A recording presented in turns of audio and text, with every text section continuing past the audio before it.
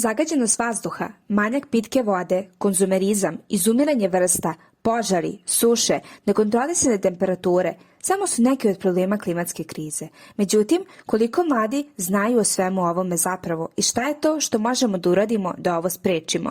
Predstavljamo vam Gen Eko. Zadatak naše inicijative je da informišemo mlade o važnosti ovog problema, njegovim uzrocima i posledicama i podstaknemo ih da motivisano, entuzijastično i ohrabreno sami poduzmu nešto u vezi ovog problema, kao i da uvećamo empatiju ka istom. Cilj ove inicijative je sticanje primenljivog znanja kod mladih, podizanje svesti o problemu i buđenje motivacije kod omladine ka aktivnim promenama u sprečavanju klimatske krize. Gen Eko najbliže je mladima kroz nove tehnologije.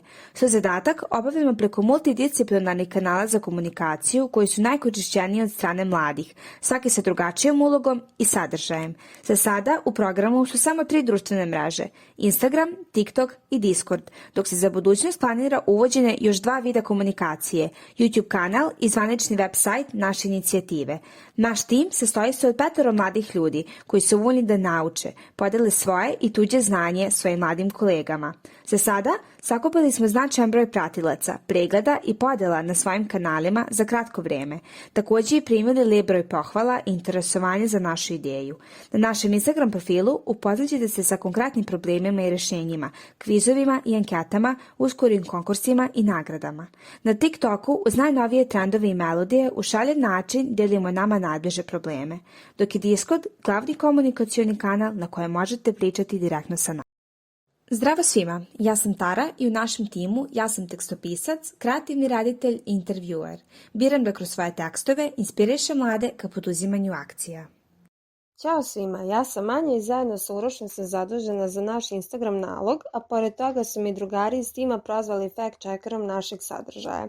Ja želim da budem dio promjene i zbog toga sam se i priključila WWF-ovom projektu Na mladima klima ostaje, kao i našem Gen Eko timu.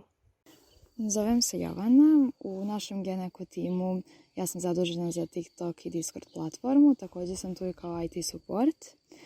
Ja bih voljela da moja generacija shvati koliko su klimatske promjene široko pitanje i da čime god da se bave mogu učestvovati i doprineti rješenju problema.